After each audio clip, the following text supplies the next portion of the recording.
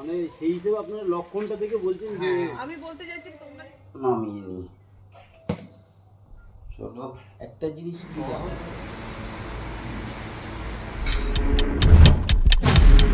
Hi hello good morning সবাইকে, আবার একটা নতুন ব্লগ নিয়ে চলে এসেছি।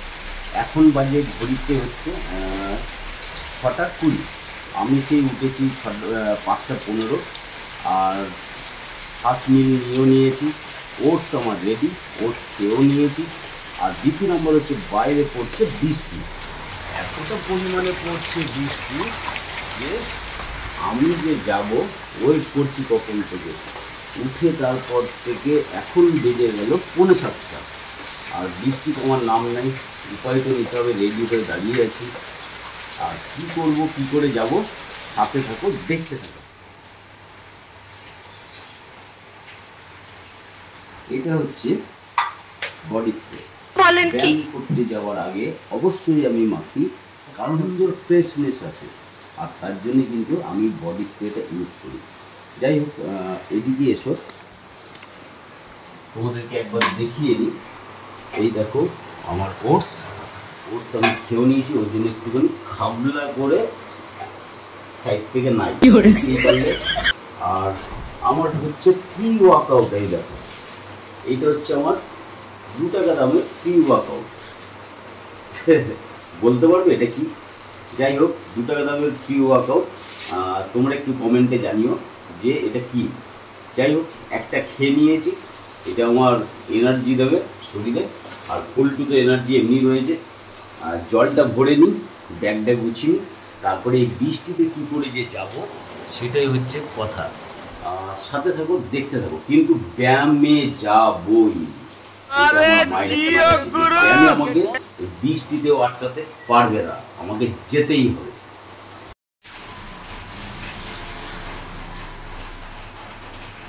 সকালবেলাতে একটুখানি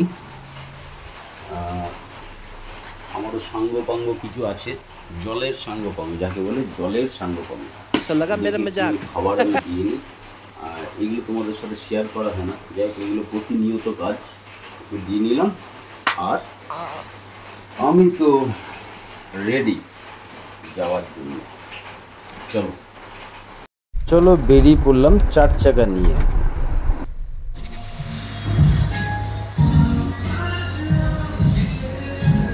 ফাইনালি ঢুকে পড়লাম ব্যায়ামে, এবার শুরু হবে ব্যায়াম। দেখো আজকে ছিল ডেল্টয়েডের এক্সারসাইজ।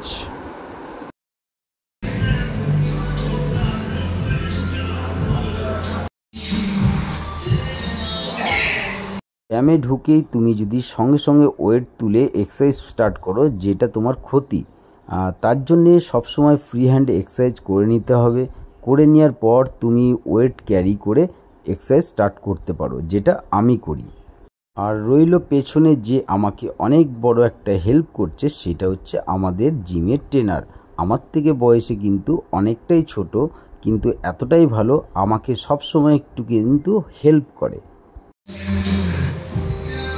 দেখো এইখানে একটুখানি আয়নার সামনে দাঁড়িয়ে পড়ে দেখছিলাম যে কেমন লাগে, আর তোমরা একটুখানি জানিও কমেন্টে যে বডিটা কেমন লাগছে। তারপরেই আমি শুরু করে দিলাম ফনলেটার ডেল্টয়েড।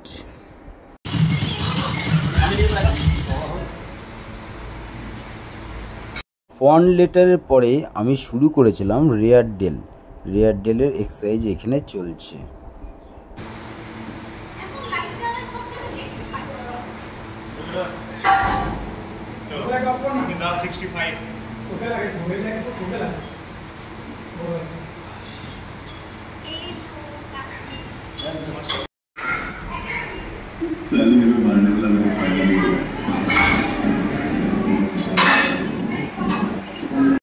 দেখো রেয়ার ডেলের পরে আমি শুরু করেছিলাম শোল্ডারের এক্সারসাইজ।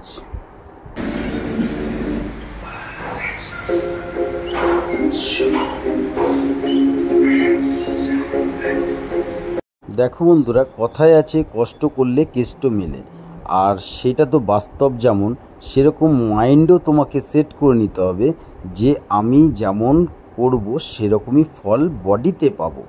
অতএব তুমি যেমন খাটবে সেই হিসাবেই তোমার বডি রেজাল্টটাও দেবে। আর কিছু কিছু আছে মানুষ যারা আমার কমেন্ট বক্সে এসে বলে এইটা আবার বডি হলো নাকি, তাদের উদ্দেশ্য শুধুমাত্র বলছি, দেখো ভাই, তুমি যে বাজে মন্তব্য করছো, পারলে তুমিও এইভাবে ন্যাচারাল খেয়ে 1% হলেও বডিটা তৈরি করে দেখাও, তাহলেই আমি ভেবে নেব যে তুমি সত্যি কথা বলছো আমাকে। চলো, আজকের মতো ওয়ার্কআউট আমার শেষ, এবার চললাম বাড়ির দিকে। চলো ফাইনালি বাড়ির পথে চললাম।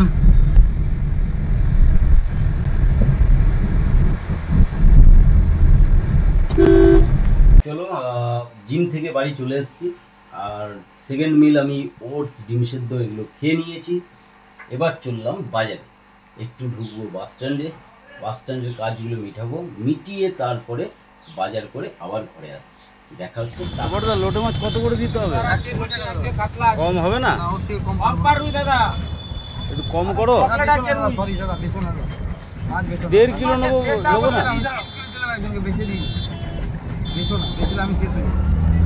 যাও বাবা, তোমার দামে এই তা বাঁচবো না, এটা হলো? আচ্ছা, বাঁচছি না, তাও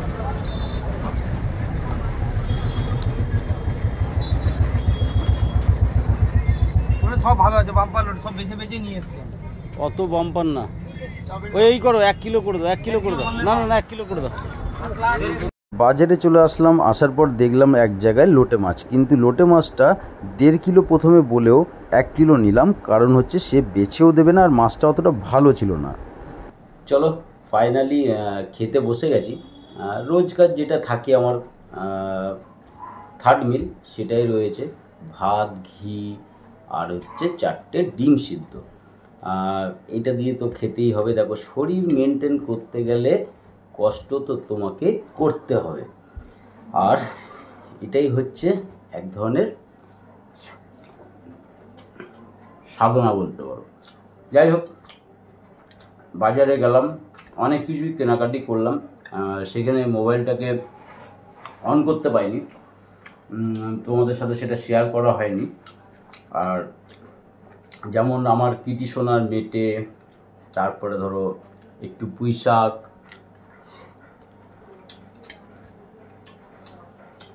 এই সমস্ত লোটো মাছ তো নিলাম, তোমরা দেখলে। এই সমস্তই বাজারঘাট করলাম। তোমাদের বলছিলাম আমার কিটি সোনার জন্য খাসির মেটে, আর এদিকে হচ্ছে লোটে মাছ আর পুঁই শাক আর কর্নফ্লাওয়ার। যাই হোক, এইগুলো নিয়ে এসেছিলাম, এগুলোকে ধুয়ে নিয়ে তারপরে দেখাচ্ছি। এদিকে আমাদের রাস্তার যে কুকুরগুলো আছে তাদের ভাত, গলা, মাথা, পা এগুলো সিদ্ধ কমপ্লিট। ভাতটাকে আগে নামিয়ে নিই। চলো, একটা জিনিস কি জানো তো, একটা জিনিস হচ্ছে, যখনই তুমি ব্যায়াম করবে, সবথেকে বড় ব্যাপার হচ্ছে তোমাকে কিছুটা হলেও রান্না জানতে হবে। কেননা তেল মশলা এগুলোর থেকে একটুখানি দূরে থাকতে হবে, মিষ্টি খাওয়া যাবে না, এই সমস্ত কিছু জিনিস থাকে, সেইগুলো অবশ্যই দরকার। আর দেখো, একটা জিনিস কী জানো তো, একটা জিনিস হচ্ছে দুদিকে ফায়দা আছে। যদি বলো দুদিকে ফায়দা যেমন হচ্ছে, ঘরে একটু তুমি যে কাজগুলো এগিয়ে দিচ্ছ সেটাতেও অনেকটাই হেল্প হবে, আর এদিকে তোমারও শেখা হয়ে যাচ্ছে, তুমিও তোমার শরীরের জন্য মেনটেনের জন্যে যেইগুলো যেভাবে অল্প অল্প করে রান্না করতে হয় সেগুলো তুমি করতে পারবে। এটা হচ্ছে ব্যাপার। ঠিক বললাম।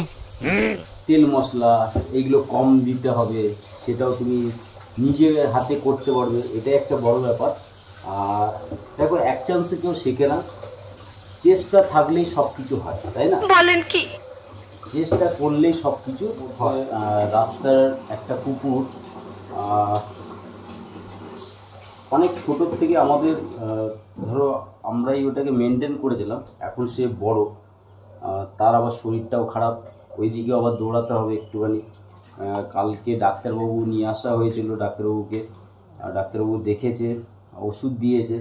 এবার জানি না সে কত দূর বাঁচতে পারবে কি না, চেষ্টা তো করতেই হবে, তাই না? এবার যাই হোক, আমার লোটে মাছ ধোয়া কমপ্লিট। ঠিক আছে, আচ্ছা আমার মেয়েটাকে ধুয়ে নিই। আচ্ছা, এই সমস্ত ছোটোখাটো কাজ, এদিকে ওয়াশিং মেশিনে জামা প্যান্টগুলো ভেজানো আছে, সেগুলোকেও একটুখানি ধুতে হবে, জাস্ট জল ফল দিয়ে মেশিনটাকে ঘোরাতে হবে। চলো, এইগুলো তো আর শেয়ার করলাম না, এগুলো করে নিই, তারপরে আসছি। দুপুরের লাঞ্চ কী আছে, ডাল আর এদিকে হচ্ছে লোটে মাছের বড়া। এই দিয়ে আজকে খেতে হবে নাকি? একদম ডাল ভাত খেতে হবে। এই আমার বাবা পান পাতা খাচ্ছে। পান পাতা মানে পুঁইশাকের টিক্স ফিভার।